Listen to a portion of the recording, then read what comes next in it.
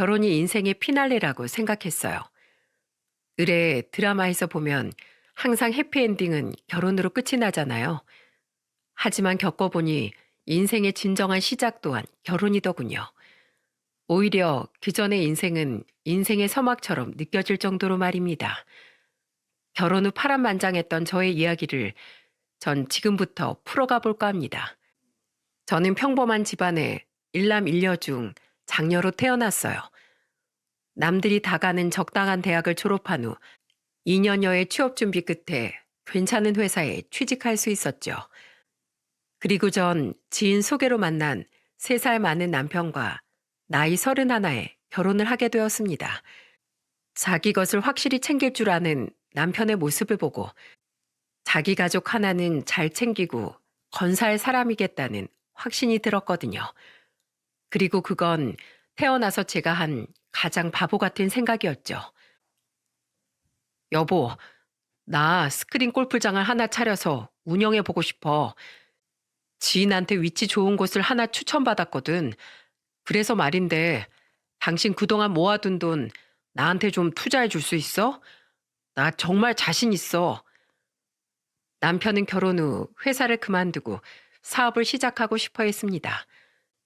사업이라는 게 위험 부담이 큰일이라는 걸 알기에 전 잠시 망설였지만 이내 남편을 믿기로 했어요. 제가 아는 남편은 적어도 돈이나 일에 대해선 신중하고 확실한 사람이었으니까요. 저는 제가 결혼할 때 지참해 갔던 모든 돈을 털어 남편에게 건네주었습니다. 그리고 남편은 처음엔 조금 고전하는 듯 했지만 이내 자신의 호언장담처럼 사업을 안정화시키더군요. 그런데 문제는 분명 벌이가 안정적이 되었는데도 남편이 돈에 대해 더욱 인색해졌다는 거였습니다. 스크린 골프장을 운영하며 이곳저곳 투자도 많이 하던 남편은 투자를 하느라 정작 융통할 여윳돈은 없다며 아이들의 물건에까지 인색하게 굴더군요. 어느 날은 제가 애들한테 그만 좀 짜게 굴라고 화를 내니까 남편은 여자가 돼서 알뜰하게 좀 굴라며 도리어 절 타박하더라고요. 내가 뭘 그렇게 낭비하는데 애초에 당신이 사업자금 아껴 한다면서 나한테 주는 생활비는 고작 200만 원밖에 안 됐잖아. 난 지금 수당 받고 육아휴직 중인데 그걸로 우리 식비에 생활비에 공과금에 집 대출금까지 다 내고 나서 적금까지 드는데 나 정도면 알뜰한 거 아니야? 남편과 전 시간이 흐를수록 박 터지게 싸우는 일이 잦아졌습니다. 집안 싸움이니 어디 밖에다 말할 데도 없어 답답했던 제게 유일한 숨구멍은 동갑이었던 동서와 1살 어린 시누이였습니다. 맞이었던 남편 아래론 각각 2살 터울로 시동생과 시누이가 한 명씩 있었는데 시동생은 물론이거니와 시누이와 동서 또한 무척 착한 사람이었거든요. 나이도 비슷했던 우리 여자 셋은 무척이나 말이 잘 통했죠. 형님, 오늘도 아주버님이랑 냉랭하시던데 또 싸우셨어요? 아, 말도 마. 내가 진짜 내 얼굴에 침 뱉기라 물티슈 2장 뽑아 쓴 것 때문에 1시간을 내리 싸웠다고 어디서 말도 못해. 에휴, 제가 대신 미안해요, 새언니. 우리 오빠 엄청 원래 이기적인 사람이에요. 얼마나 돈하고 자기밖에 모르는지 집에 가족들이 다 있는데도 나눠 먹기 싫어서 다 자기 기다렸다가 새벽에 방문 잠그고 혼자서 치킨 뜯어먹던 사람이 바로 저희 오빠예요. 참 내 가족이지만 큰오빤 우리 엄마랑 완전 판박이에요. 그 엄마의 그 아들이라니까요. 그렇습니다. 남편은 변한 게 아니라 그저 본색을 드러냈던 거였습니다. 그리고 또한 신우의 말처럼 시모도 남편보다 더하면 더했지 덜하진 않은 분이었어요. 앞서 말했듯 시모는 자식들에게도 돈에 대해 매우 인색하게 굴었고 공짜와 꽁돈이라면 환장을 하는 분이셨죠. 그런 면에서 시모와 남편은 쿵짝이 매우 잘 맞았는데 저와 동서가 2사람에게 크게 정이 떨어진 사건이 하나 있었어요. 제가 결혼한 지 8년쯤 지났던 때 인테리어 업종에서 종사하던 시동생의 사업이 크게 휘청거리기 시작했습니다. 시동생은 굉장히 성실한 사람이었고 동서 또한 생활력이 강한 사람인 걸 알고 있었기에 크게 걱정하지 않았는데 명절에 모여 들어보니 상황이 많이 좋지 않더라고요. 그때 시동생은 남편에게 조심스레 부탁을 하더군요. 형, 진짜 이런 부탁까진 안 하려고 했는데 나 돈 조금만 빌려주면 안 될까? 공사 대금이 안 들어와서 지금 당장 막아야 할 돈이 태반이야. 내가 공사 대금만 받으면 형 돈 먼저 꼭 갚을게. 나 이런 부탁하는 거 처음이잖아. 한 번만 나 좀 도와주라, 형. 시동생은 고개를 푹 숙인 채로 남편에게 면목 없다는 듯 이야기를 하더군요. 그 모습을 보는데 시동생이 얼마나 성실한 사람인지 아는지라 괜히 저까지 마음이 안타깝더라고요. 하지만 남편은 코웃음을 치며 이렇게 말했죠. 흥, 그러다 끝까지 공사대금 못 받으면 내 돈 어떻게 갚으려고? 난 뭐 땅 파서 돈 버는 줄 아냐? 나 투자하는 사람이야. 투자금 회수 못할 게 뻔한 투자처에 내가 돈을 빌려줄 것 같아? 가족이란 핑계로 내 피 같은 돈 빨아먹을 생각하지 말고 좋은 말 할 때 딴 데 가서 알아봐라. 그리고 솔직히 돈이 없으면 사업을 접든가 어디 가서 막노동이라도 하는 게 맞는 거 아니냐? 왜 네 몸은 사리면서 남의 돈은 탐내? 정혁이 말이 맞다. 돈이 필요하면 어디 가서 대리운전을 뛰든 노가다를 뛰든 해야지. 왜 가족한테 손을 벌려? 행여 나랑 네 아버지한테 도와달라고 할 생각 마라. 우리도 돈 없다. 정혁이 얘는 장손이라 그런지 머리도 좋고 야무진데. 아휴, 동혁이 넌 왜 그렇게 덜 떨어지니? 애초에 네가 똑똑하게만 굴었어도 네 사업이 그 지경이 되진 않았을 거 아니야. 한심하긴. 그 옆에서 시모는 혹시 자신에게 돈을 빌려달라고 할까 싶어 먼저 선을 긋더군요. 모멸감을 느낀 시동생은 고개를 푹 숙이곤 아무 말도 못했고 동서는 분노에 찬 눈으로 눈물을 뚝뚝 흘렸죠. 그 모습을 보는데 남편과 시모에게 정이 다 떨어지더라고요. 물론 부모나 형제라고 다 돈을 빌려줘야 한다는 법은 없고 당연한 것도 아니지만 못 빌려주면 못 빌려주는 거지. 어쩜 저렇게 말을 못되게 할 수 있단 말인가요? 둘 다 말본새가 그게 뭐야. 아무리 남한테라도 그렇게는 말 못하겠다. 사람들이 어쩜 이렇게 돈돈거린단 말이야. 동혁이 너 얼마 필요하냐? 이 아버지가 빌려주마. 여보, 당신은 잠자코 있어. 평생 밖에서 일 한 번 안 해본 사람이 어디 몇 년간 자기 사업 굳건히 잘 지켜오던 애한테 한심하다 말을 해. 사업이 잘 될 때가 있으면 휘청거릴 때도 있는 법이지. 힘든 자식을 북돋아 주지 못할 망정 엄마가 돼서 어떻게 애를 그렇게 비난하냐 말이야. 며느리들 앞에서 창피한 줄 알아. 시아버지께선 시모의 반대를 물리치고 끝내 시동생에게 돈을 빌려주셨습니다. 어떻게 저런 분이 저런 시모와 평생 살아오셨나 싶을 정도로 시아버지께선 경우 있고 좋은 분이셨어요. 시아버지는 남편의 인색한 성격을 아셨기에 제게 따로 종종 용돈도 챙겨주곤 하셨습니다. 저를 위해서도 있었지만 시아버지는 장손인 남편의 자식인 저희 아들들을 무척이나 예뻐해 주셨거든요. 그렇게 남편과의 감정은 계속 악화되고 있으면서도 저는 자식들을 아빠 없는 애들로 만들기 싫어 꾸역꾸역 버티며 결혼 생활을 이어나갔습니다. 나중에 작은 애가 초등학교에 들어갈 때쯤엔 저는 작은 방에서 남편은 안방에서 자며 각방을 쓸 정도로 서로 관계가 나빠져 있었죠. 바로 그쯤 시댁에 놀라운 소식이 생겼습니다. 원래 결혼 생각이 없다던 시누이가 대뜸 결혼을 하겠다며 3살이나 어린 남자를 데려온 거예요. 나이 40에 그것도 임신까지 해서 말이죠. 다들 놀라서 뒤집어진 와중에도 시몬이 시누이에게 이렇게 말하더군요. 너 설마 결혼한다고 우리한테 돈이라도 달라는 거 아니지? 혹여 임신했다고 유세 부릴 생각 마라. 네가 저지른 일은 네가 해결해. 그럴 생각 없어.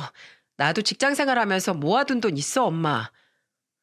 아무리 아다르고 어다르다지만 40 된 딸이 임신까지 해서 결혼한다고 하면 걱정이나 축하가 먼저 아닌가요?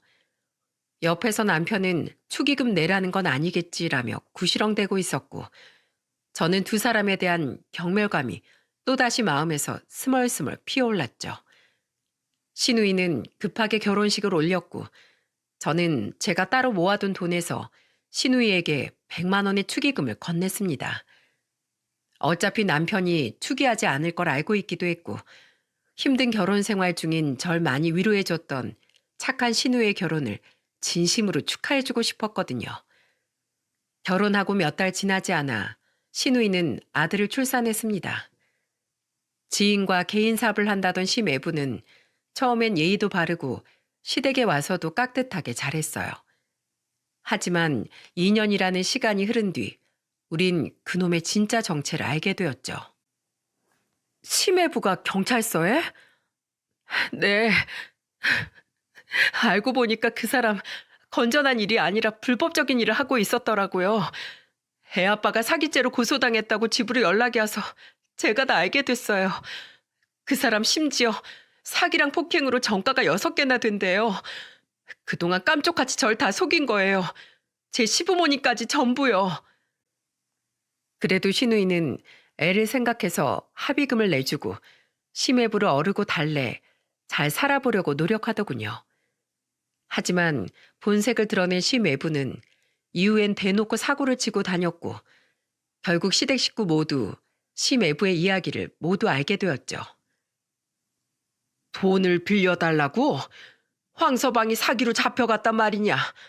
그것도 이번이 처음이 아니라고? 네, 죄송해요 아버지. 제가 어떻게든 혼자서 해결을 해보려고 했는데요. 이제 도저히 돈을 구할 방법이 없어서요. 신우이는 버티다 못해 결국 시아버지께 도움을 요청했던 겁니다. 시댁은 발칵 뒤집어졌어요.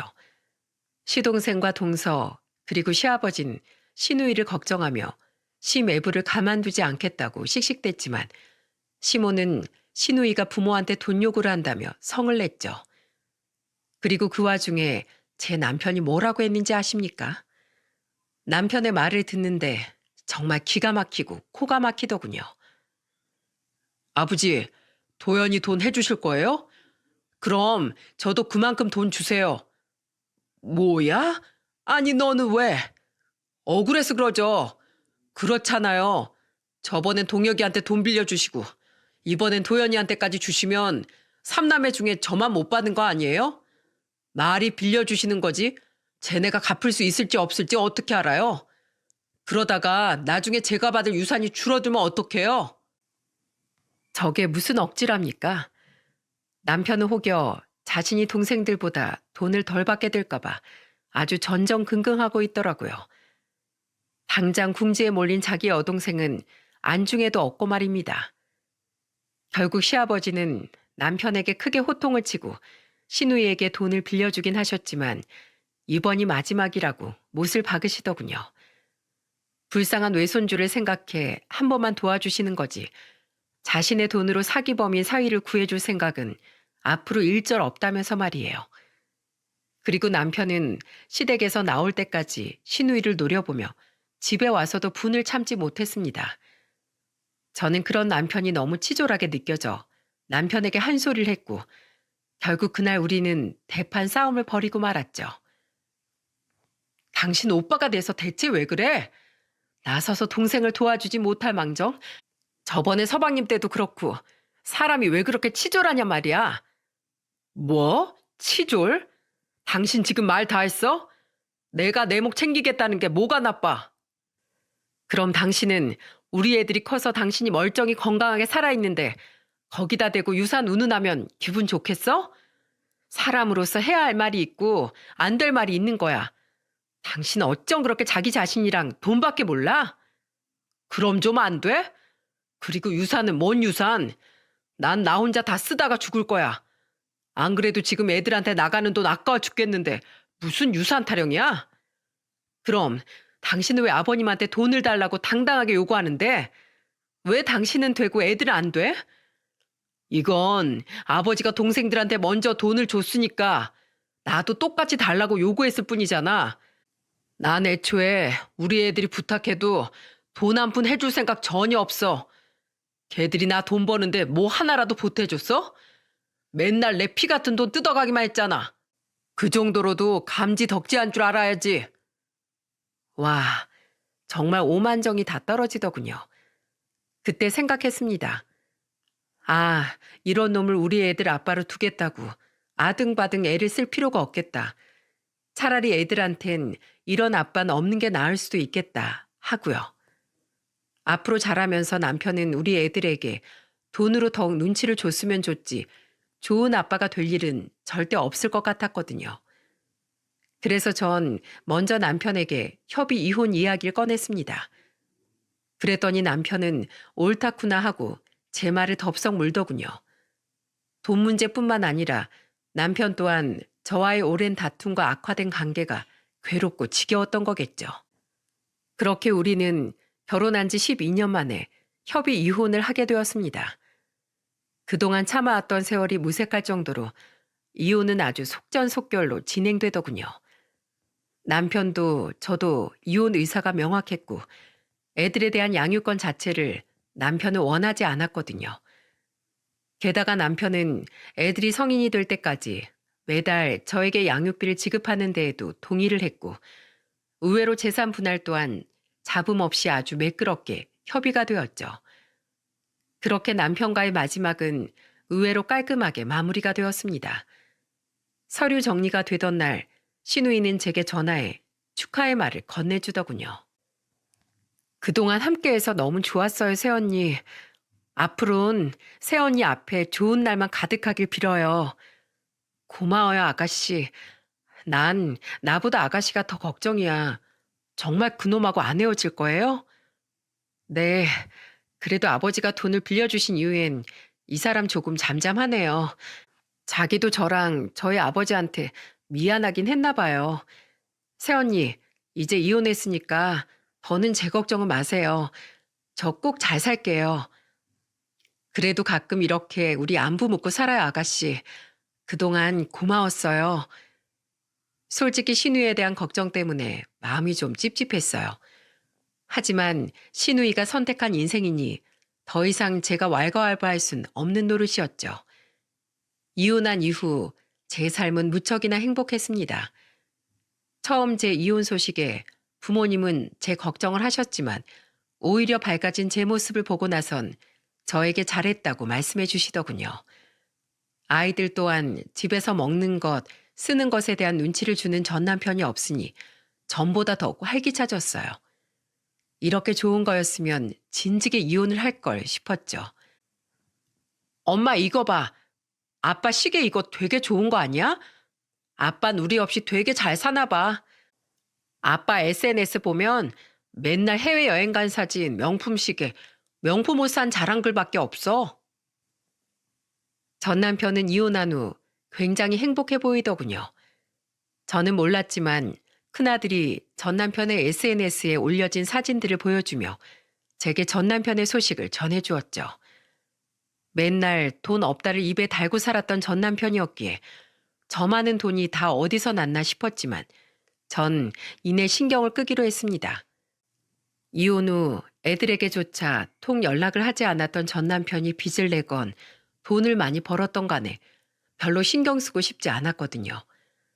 뭘 하든 자기밖에 모르는 인간이니까 어련히 알아서 잘 살까 싶었죠. 이혼한 후 저는 가끔 시아버지와 만나며 동서와 시누이와의 연락을 이어나갔습니다.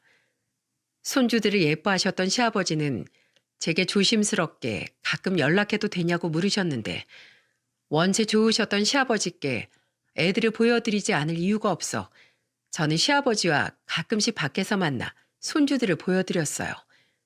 아이들 또한 시아버지를 무척이나 좋아했고요. 게다가 동서와는 동갑내기 친구처럼 워낙에 친했으니 굳이 연락을 끊을 이유가 없었죠. 제가 잘못해서 한 이혼도 아니었으니까요. 다만 사는 게 바쁜지 시누이는 연락이 점점 뜸해졌는데 그래도 가끔 안부를 물을 때마다 잘 지내고 있다고 하니 저는 걱정을 한시름 놓을 수 있었습니다. 하지만 그건 모두 제 착각이었죠. 이혼한 지 1년쯤 지난 어느 주말, 저와 전화 통화를 하던 동서는 대뜸 신우의 이야기를 꺼내더군요. 그렇게 들은 신우의 소식은 굉장히 충격적이었어요. 맞다, 형님. 혹시 요즘 아가씨 소식 아세요? 요샌 내 연락을 잘 안 받더라고. 한 3개월 전에 통화했었나? 그럼 아가씨 남편이 사기랑 폭행죄로 교도소 간 일도 알고 계세요? 벌써 몇 달 됐는데. 뭐? 교도소? 아니, 아가씨 나한테 그런 얘기 전혀 없던데. 휴, 아가씨가 괜히 형님이 걱정할까봐 말 안 했나 보네요. 그 사람 한동안 잠잠한가 싶더니 결국엔 사고를 쳤대요, 글쎄. 상대방이 합의고 뭐고 다 필요 없다고 해서 꼼짝없이 실형을 살게 됐다고 하더라고요. 가슴이 아팠습니다. 자긴 꼭 잘 살 거라고 말하던 신우의 말이 떠올라서 말이죠. 그런데 더 충격적이었던 건 동서의 다음 말이었어요. 아무튼 문제는 그게 아니고요. 지금 아가씨 아들 준영이가 많이 아파요. 애가 계속 아파서 병원에 데리고 갔는데 글쎄 소아암 판정을 받았다네요. 뭐라더라? 간모 세포종이라던가? 아무튼 이제 4살 된 애가 암이라니 정말 너무 끔찍한 일이에요. 뭐? 암? 네, 그것도 상황이 좋지가 않은가 봐요. 근데 문제는 당장 수술을 시킬 만한 돈이 아가씨한테 없다는 거예요. 그래서 지금 입원해서 급한 대로 치료만 받게 하고 있대요. 알고 보니까 그놈이 아가씨 몰래 집을 담보로 대출을 받고 아가씨 이름의 신용카드로까지 대출을 마구 받았다가 죄다 날려서 아가씨 지금 신용 불량자 상태라네요. 그래서 대출도 못 받고 있고요. 신우이는 불행의 수랭에 빠져 있는 상태더군요. 저는 큰외숙모하며 똘망똘망하게 절 불렀던 당시 3살배기 시조카를 떠올렸습니다. 힘든 상황 속에서도 신우이의 유일한 버팀목이자 힘이 돼주었던 시조카가 아프다는 말에 마음이 참 무겁더라고요. 이번엔 아버님이 안 도와주셨어? 아무리 그래도 애 수술을 시켜야 할 거 아니야. 말도 마세요. 지금 이혼하신 아주버님도 시댁에 들어가서 살고 있는 거 아시죠? 분명 좋은 소리 못 들을 걸 알면서도 우선 애는 살려야 하니까 아가씨가 시댁에 찾아가서 아주버님과 어머님한테 손을 벌렸는데 글쎄 어머님이 아가씨한테 찬물까지 끼얹으면서 내쫓았대요. 어디 존벌레 마냥 자꾸 달라붙어서 부모 돈을 빼먹으려고 하냐고요. 그러게 애를 낳을 거면 좀 건강하게 낳긴 하지. 애가 아픈 건 임신했을 동안 몸 관리를 제대로 못한 아가씨 탓이라면서 자기들 돈 괜히 넘보지 말고 아가씨 시댁에 가서 부탁하든 구걸을 하든 알아서 하라고 했다네요. 정말 미친 거 아니에요? 아무리 돈이 좋아도 그렇지 어떻게 애 생명이 걸려 있는데 그럴 수가 있어요? 아가씨가 저한테 전화해서 펑펑 울면서 이 얘기를 해주는데 진짜 저까지 화나고 속상해서 눈물이 다 나더라고요. 형님, 아주버님 SNS 보셨다고 했죠? 자긴 온갖 명품의 외제차까지 비싼 걸로 바꿔 타고 다니면서 어쩜 그렇게 동생 일을, 그것도 사람 생명이 걸린 일을 나 몰라라 한단 말이에요? 당시 외출 중이라 뒤늦게 이 사실을 알게 된 시아버지는 신우이에게 돈을 마련해 주려고 하셨지만 이미 시모가 통장이며 도장이며 죄다 꽁꽁 숨겨둔 뒤였다고 합니다. 게다가 시아버지가 대출이라도 받아서 신우이를 도와주려고 하자 시모는 시아버지에게서 한시도 눈을 떼지 않고 감시까지 하고 있다고 하더군요. 시아버지가 은행에 가자 은행까지 쫓아가 아예 드러누워 난동까지 부리면서 대출을 막았다는 이야기를 듣고 정말 저는 학을 뗐죠. 형님도 아시다시피 저희도 요즘 애들 아빠 사업이 더 힘들어져서 대출에 대출을 더해서 겨우 파산만 맞고 있는 상태거든요. 그래도 어찌저찌 마련해서 200만 원 돈을 아가씨한테 보내주긴 했는데 그걸로 수술비가 되겠어요? 정말 도울 방법은 없고 어찌할지 답답하네요. 아가씨 시댁에서도 돈 없다고 배째라는 식으로 나온다고 하고 아가씨는 준영이 간병하느라 일조차 나가질 못하니 사면초가도 이런 사면초가가 없어요. 사정을 들어보니 정말 막막하기가 짝이 없더군요. 모든 전후 사정을 들은 저는 아무 망설임 없이 동서에게 시조카가 입원한 병원과 병실 호수를 물어봤어요. 병실에 찾아가 보니 시조카는 잠에 들어 있었고 저를 본 신우의 눈가엔 눈물이 그렁그렁 맺히더군요. 어? 새언니, 여긴 어떻게...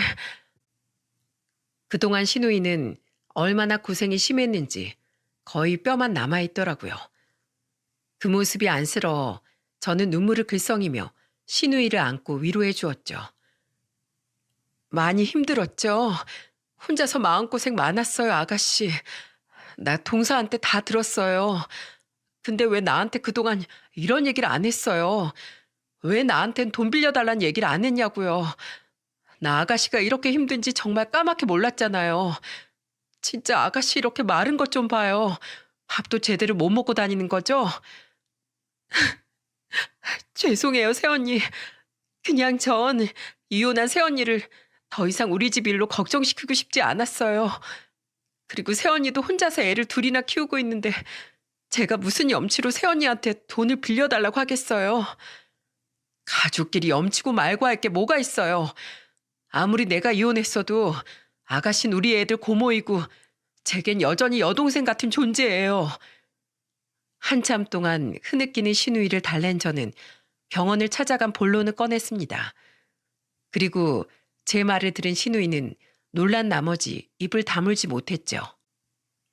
아가씨, 준영이 수술비랑 병원비 전부 내가 내줄게요. 그리고 동서한테 아가씨 계좌 물어봐서 아가씨 계좌로 2천만 원 따로 보내놨어요. 이건 준영이 병간 활동한 생활비로 써요. 네? 아니, 새언니가 그 큰돈이 어디 있다고요? 왜 이래요? 나 이혼녀예요. 지금 직장도 잘 다니고 있는 데다가 다달이 양육비에 이혼하면서 분할받은 아가씨 오빠 재산까지 있다고요. 아가씨, 우선 내 돈 받고 갚는 건 나중에 천천히 해도 되잖아요. 우선 수술시키고 준영이부터 살려야죠. 그리고 아가씨 지금 준영이 때문에 일도 못 다니는데 기본적으로 생활할 돈은 있어야 할 거 아니에요. 아무 말 말고 지금은 내 도움 받아요. 새언니, 정말, 정말 감사해요. 제 말에 신우이는 다시 눈물을 터뜨렸습니다. 사실 호기롭게 말했지만 신우이에게 저 큰돈을 덥석 줄 만큼 제 형편도 넉넉진 않았어요. 집도 새로 구했고 애들 키우는데 들어가는 돈이 이만저만이 아니었거든요. 하지만 우선 사람은 살려야 하지 않겠습니까? 게다가 신우이가 제 사정을 알면 제 도움을 거절할까 싶어 좀 허세를 부렸던 거죠. 한참을 울더니 신우이는 잠시 무언가를 고민하는 듯 머뭇거리더군요. 저는 신우이가 또 무슨 할 말이 있나 싶어 인내심 있게 신우이가 입을 열길 기다렸어요. 새언니, 사실 제가 새언니한테 털어놓지 못한 얘기가 있어요. 네? 그게 뭔데요? 사실 알자마자 바로 새언니한테 말을 했어야 했는데 제가 그동안 정신이 없어서 차마 새언니한테 말을 못 꺼냈어요. 그리고 솔직히 지금 제 상황이 너무 힘들어서 이기적인 마음에 이런 복잡한 일에 끼고 싶지 않기도 했고요. 근데 저랑 다르게 제 일을 자기 일처럼 생각하고 도와주는 새언니를 보니까 제 자신이 너무 부끄럽네요. 그러니까 대체 무슨 일인데요? 설마 아가씨 또 큰오빠 일이에요? 제 전남편의 일이냐는 제 물음에 신우이는 고개를 끄덕이더군요. 그리고 신우이가 제게 전해준 거대한 진실은 저를 경악하게 만들고 말았습니다. 작은 새언니한테 들으셨죠? 저 친정에서 돈 빌리려다 큰오빠한테 소박 맞고 저희 엄만 저한테 찬물까지 끼얹었다는 거요. 큰오빤 그때 저한테 왜 네 애를 나한테 살려달라고 하냐고 참 염치 없고 뻔뻔하다면서 비웃기까지 하더라고요. 물론 두 사람이 저한테 돈을 빌려줄 의무는 없지만 안 빌려주면 많은 거지. 어떻게 자식 한 번만 살려달라고 애원하는 저한테 그렇게 잔인하게 굴 수 있단 말이에요? 근데 그날 저 친정에 들어간 직후에 두 사람이 하는 대화를 들었어요. 두 사람은 아직 제가 온지 몰랐었고요. 그때 큰오빠가 그러더라고요. 이혼할 때 세연이한테 분할해준 재산 말고 숨겨놓은 큰 재산이 따로 있다면서요. 재산이요? 네, 저 그때 두 사람 몰래 대화를 녹음해놨어요. 창피하지만 그때 전 정말 절박했어서 얘기가 심상치 않아 보이니까 나중에 이걸 무기로 오빠한테 돈을 뜯어낼 수 있지 않을까 싶었거든요. 나중에 생각해보니 오빠 무슨 수를 써서라도 저한테 돈을 안 줄 것 같아서 포기했지만요. 신우이는 휴대폰으로 녹음한 음성 녹음 파일을 재생시켰습니다. 그곳에서 선명히 흘러나오는 목소린 확실히 시모와 전 남편이었죠. 너 어머 몰래 사둔 3층짜리 건물 네 명의로 다시 돌려놨니? 아니요.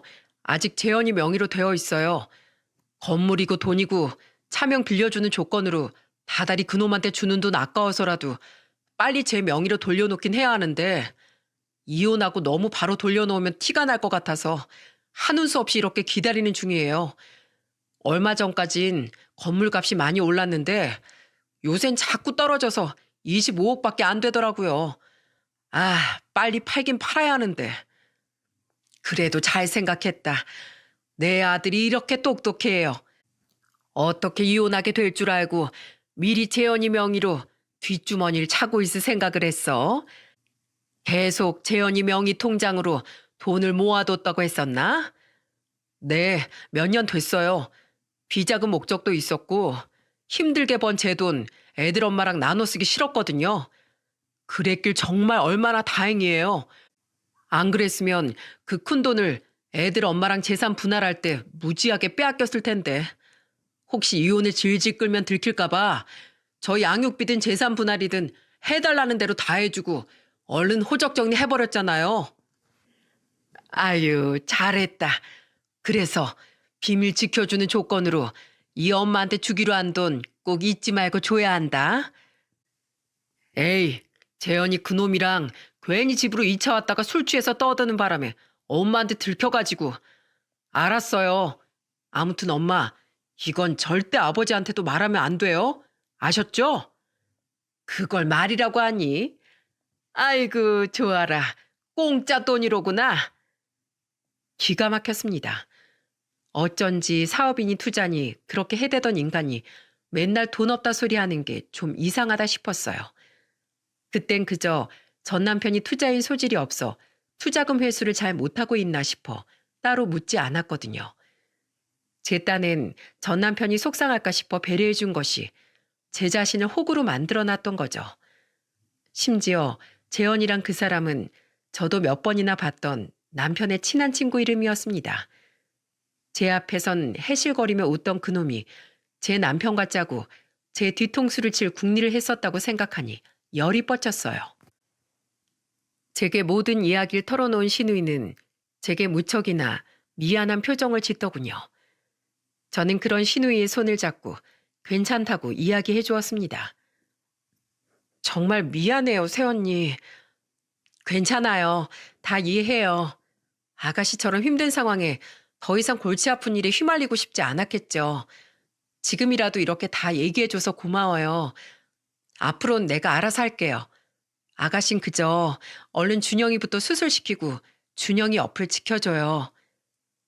저는 눈물 지는 신우이를 뒤로하고 병원을 나섰습니다. 그리곤 그 길로 곧장 이혼할 때 자문을 얻었던 변호사 사무실로 향했죠.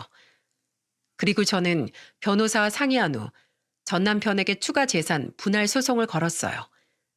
소장을 받은 전 남편은 노발대발하며 저에게 전화를 걸더군요. 당신 미쳤어? 이제 와서 무슨 소송이야? 이미 이혼도 다 끝난 마당에. 그리고 당신 대체 내가 숨겨놓은 재산이 있다는 건 어떻게 한 거야? 그게 뭐가 중요해? 중요한 건 당신이 나랑 재산 분할하기 싫어서 차명으로 재산을 빼돌려 놨다는 거지. 난 그렇다 치더라도 당신 자식들한테 돌아가는 돈까지 아까워서 내가 진짜 가만히 있을까 싶다가도 네 그 쫌생이 같은 마음이 너무 더럽고 치사해서 꼭 그 돈 빼앗아 오고 싶다. 당신 사업 시작할 때 들어간 자금 중 절반이 거의 내 돈이었던 거 기억하지? 그럼 나도 당신 돈에 지분 있는 거야. 투자든 사업이든 다 내 자금 아니었으면 당신 시작도 못했을 테니까. 당신도 알고 있었지?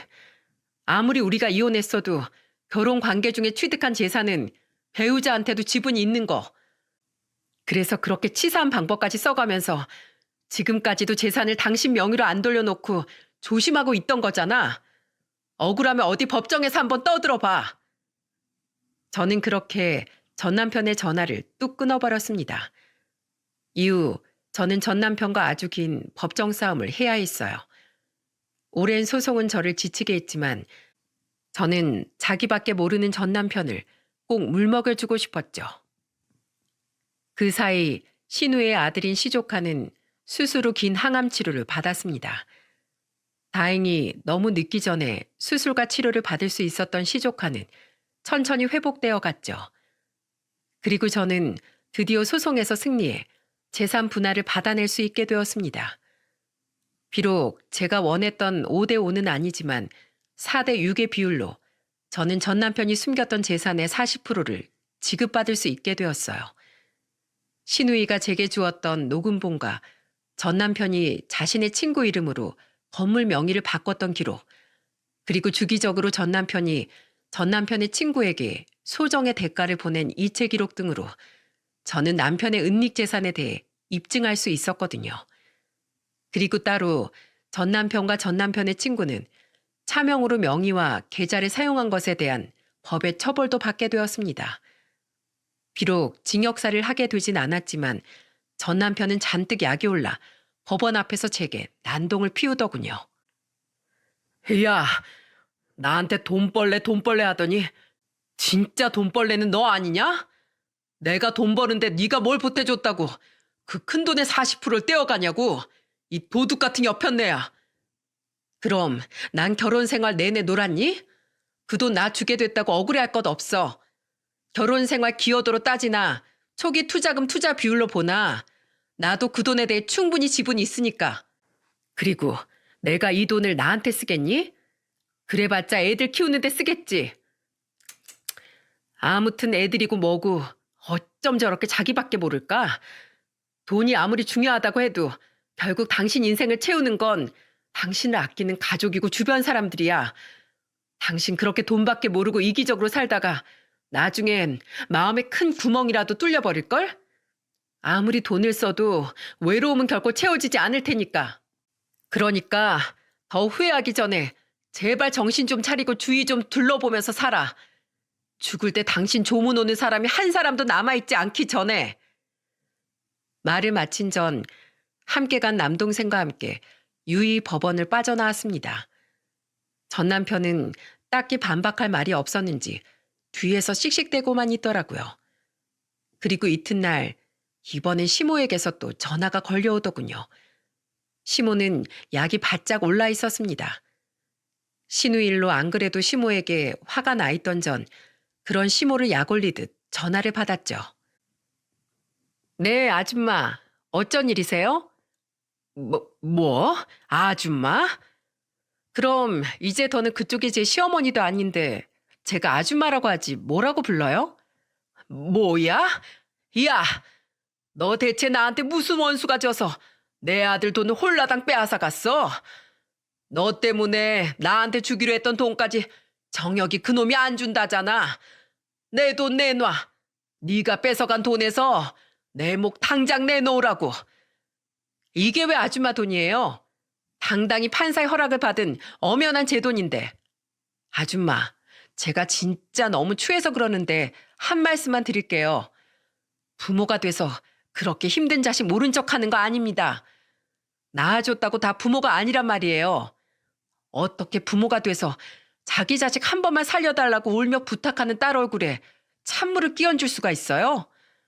제가 진짜 우리 착한 아가씨가 울던 얼굴이 잊혀지질 않아서 언젠가 꼭 한 번 아줌마한테 한마디 해야겠다 벼르고 있던 와중에 이렇게 먼저 전화 주셔서 고맙네요, 아줌마.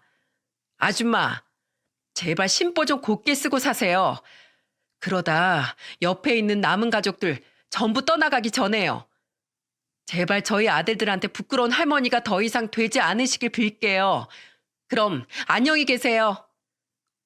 이후 시모는 어떻게든 제게 돈을 받아내고 싶었는지 몇 번이나 더 전화를 해댔지만 저는 더 이상 시모의 전화를 받지 않았습니다. 어차피 전화해서 제게 뭐라고 할지 뻔하니 괜한 일로 기운 빼고 싶지 않았거든요. 주기적으로 저와 손주들을 찾아오던 시아버지는 저에게 잘했다며 박수를 쳐주셨습니다. 그래, 잘했다. 아주 장하구나. 돈밖에 모르는 그놈은 그렇게 된통 한번 혼나봐야 정신을 차리지. 그리고 어머마, 예전에도 이야기했지만 한심한 나 대신 우리 도연이 그리고 준영이를 도와줘서 정말 고맙구나. 원래 시모와 전 남편에게 감정이 좋지 않았던 시동생과 동서는 재판 결과를 굉장히 통쾌했고 그렇게 전 남편의 재산 은닉 사건은 마무리가 되었습니다. 이후 저는 전 남편에게 판결받은 돈을 지급받을 수 있었어요. 그리고 한동안 전 남편은 술만 취하면 제게 전화를 걸어 술주정을 해댔죠. 야, 내 돈 먹고 잘 살고 있냐? 너 같은 월급쟁이가 분수에도 안 맞는 큰돈 꿀꺽했으니 이젠 3일에 한 번씩 배탈이라도 날 거다. 제발 나라. 배탈이든 큰 병이든. 왜냐하면 난 그 돈 뺏긴 게 너무 속이 쓰려서 지금도 맨날 배가 아프거든. 나쁜 년. 돈으로 똥도 닦을 잔인한 여편네. 내 돈. 아이고 배 아파. 화장실 가야겠다. 어찌나 취했는지 그놈의 화내다가 울다가 이랬다 저랬다 아주 난리도 아니더군요. 나중엔 어이가 없어서 헛웃음이 다 날 정도로 말이죠. 이후 저는 애들 때문에 그놈의 연락처를 차마 차단하지 못하고 꼭 필요한 내용이 아니면 그놈의 연락에 무응답으로 일관하고 있습니다. 어차피 꼭 필요한 내용이랄 것도 없었지만은요. 긴 시간이 흘러 어느새 시조카가 수술을 받은 지도 3년이 흘렀네요. 3년 전 시누이가 친동생 같아서 도와준 일이 생각지도 못한 반전이 되어 저는 지금 이전보다 여유롭고 좋은 환경에서 아이들을 잘 키우고 있습니다. 지금 제 아들들은 각각 중3, 중1이 되어 중학교를 다니고 있는데 가끔씩 아이들의 얼굴에서 전 남편의 얼굴이 보일 때마다 저는 가슴이 철렁하곤 해요. 아이들이 혹시 외모뿐 아니라 성격까지 전 남편을 닮을까봐 말이죠. 그래서 저는 아이들에게 항상 베풀며 살라고 가르치고 있는데 다행히 아이들은 전 남편을 닮지 않고 착하게 자라주고 있습니다. 시동생의 사업 또한 다행히 위기를 넘겨 시동생과 동서는 자식들과 지금 잘 지내고 있습니다. 그리고 어느새 7살이 된 시조카는 아직 완치가 다 되진 않았지만 그래도 상태가 많이 호전되었어요. 저는 긴 시간 투병을 하고 있는 시조카와 시누이를 위해 전셋집 하나를 얻어주고 나머지 경제적 지원 또한 해주고 있죠. 부디 시조카가 얼른 자리를 훌훌 털고 일어나 시누이의 얼굴에도 언젠간 웃음꽃이 활짝 피게 되길 간절히 바라고 있습니다. 잘 지내셨어요, 아버님? 그래, 아주 잘 지냈다. 내가 이혼을 하고 나니까 밤에 그렇게 잠이 잘 올 수가 없다. 그리고 시아버지는 시모가 시조카의 수술비를 내지 못하게 난리를 친 일을 계기로 황혼 이혼을 하셨습니다. 그동안 그래도 자식 셋을 낳고 함께 살아온 아내이니 참고 또 참다가 외손주의 생명까지 하찮게 여기는 시모에게 질려버려 소송까지 불사하셨던 거죠. 시모는 절대로 이혼 못한다며 끝까지 발악을 했지만 시아버진 경찰까지 불러 시모를 내쫓아 버렸다고 하시더군요. 이후 시모는 마찬가지로 시아버지에게 내쫓긴 전 남편과 함께 집을 구해 살고 있다고 합니다. 그 이후 전 남편의 소식은 우리 중 누구도 알지 못해요. 그때의 충격이 컸는지 전 남편은 SNS까지 탈퇴해 더 이상 저희 아들들도 전 남편의 소식을 몰랐거든요. 게다가 사춘기가 된 후 전 남편이 했던 일을 전해들은 아들들은 자기 아빠 일이라면 질색을 하며 더 이상 전 남편에게 연락을 먼저 하지 않고 있습니다. 전 남편 또한 아들들이 자기 돈을 쓰고 있다고 생각하면 속이 쓰린지 아들들에게 연락을 일절 하지 않고 있죠. 다만 시아버지께선 최근 제게 시모의 근황을 말씀해 주시더군요. 아마 둘 다 잘 살고 있진 않을 게다. 네 전 시어미가 나한테 요새 계속 전화를 걸고 문자를 남겨댔었거든.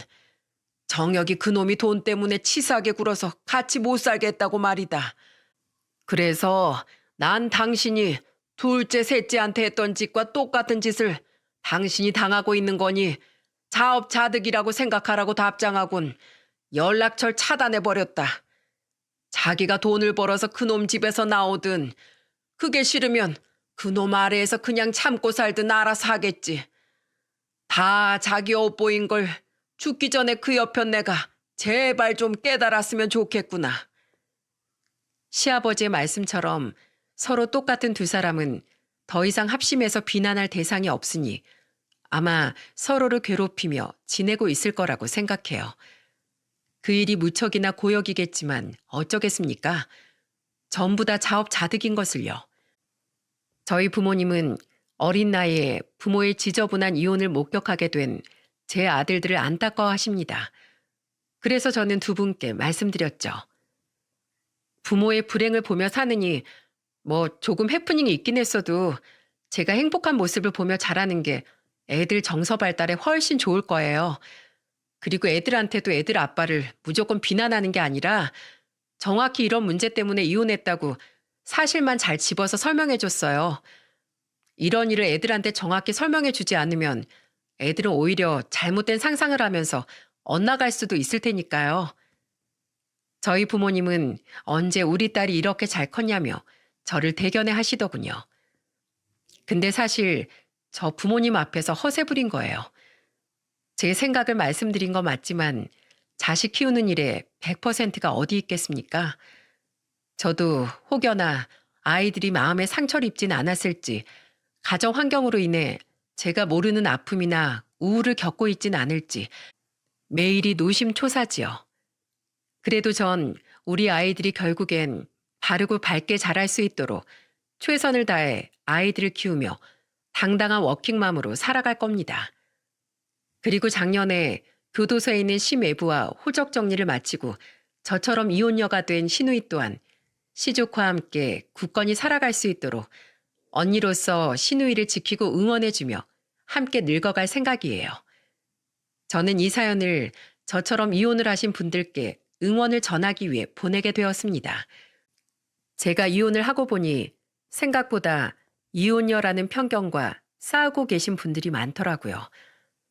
아무리 세상이 변했다고 한들 아직 이혼한 사람에 대해 곱지 않은 시선을 보내는 분들이 꽤나 계셨거든요. 그래서 전 여성이든 남성이든 저와 같은 처지의 분들께 말씀드리고 싶어요.